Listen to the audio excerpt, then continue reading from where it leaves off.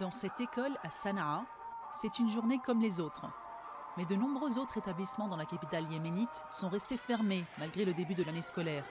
Les rebelles Houssis qui contrôlent la ville ne payent plus les salaires des enseignants, poussant nombre d'entre eux à faire grève. Les enseignants font face à de nombreuses difficultés en ce moment, notamment le fait qu'ils ne touchent pas leur salaire. Et la plupart d'entre eux n'ont pas d'autres sources de revenus.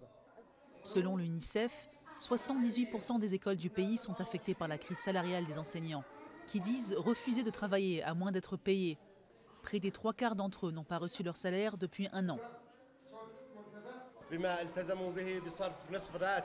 Ils se sont engagés à nous donner la moitié de nos salaires, mais nous ne voulons pas la moitié de nos salaires, nous voulons nos salaires complets, ainsi que les salaires impayés de ces derniers mois. Nous sommes tout de même venus enseigner pendant une semaine ou deux, et nous allons attendre de voir comment ils vont respecter ces engagements. Au Yémen, la guerre oppose depuis 3 ans les rebelles Houssis, appuyés par l'Iran, à des forces pro-gouvernementales soutenues par l'Arabie, poussant ce pays pauvre au bord de l'effondrement.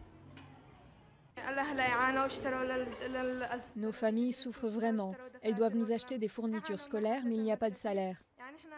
Nous voulons qu'ils distribuent les salaires à tout le monde.